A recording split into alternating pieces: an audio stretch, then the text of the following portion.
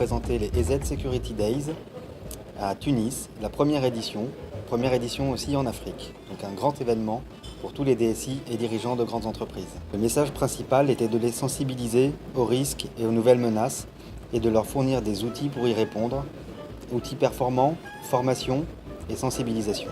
2 heures de conférence ont été menées, plusieurs messages ont tenté d'être dispensés sur les menaces, les attaques, les attaquants, les moyens de se prémunir. Je pense réellement qu'on avait en Tunisie besoin de ce genre de séminaire parce qu'effectivement, dans la sécurité, partout dans le monde, on en parle.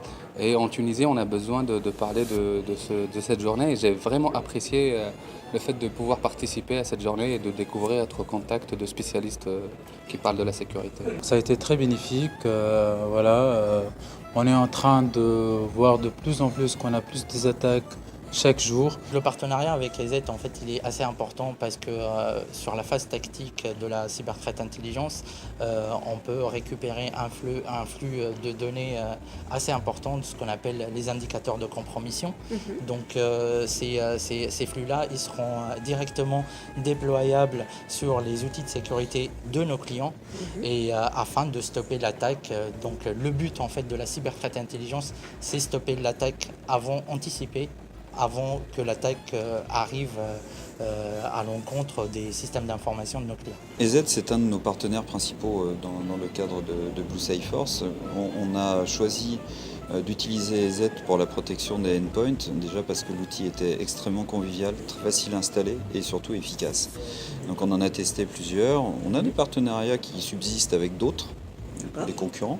Néanmoins, pour tous nos entraînements standards, on met du EZ parce que ça marche, quoi. Donc ça permet de bloquer une grande partie des attaques et donc après de se concentrer en entraînement sur le reste, donc des attaques très avancées qui vont contourner les mécanismes de détection de n'importe quelle solution endpoint. Pour être efficace, il faut vivre l'attaque, il faut s'entraîner. Il ne faut pas se contenter de slides ou se reposer sur les équipements. C'est l'humain qui fait 80% de l'efficacité de la sécurité des systèmes d'information.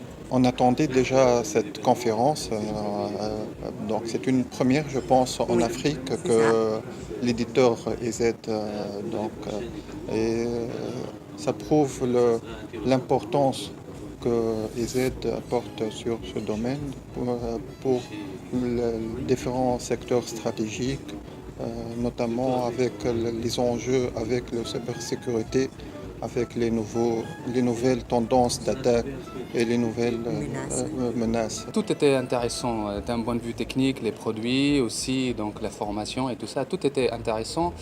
Ce que j'ai retenu, c'est que notre mission n'est pas simple, surtout lorsqu'il s'agit de sécurité de l'information de toutes les personnes et le système d'information. Et ce que j'ai retenu, c'est que nous avons beaucoup de choses à faire. Il y a beaucoup de travail à faire. Nous avons besoin aussi de beaucoup d'accompagnement parce que c'est une mission vraiment très dure à réaliser. Si on est une petite équipe, oui, c'est très dur à réaliser, très difficile à réaliser.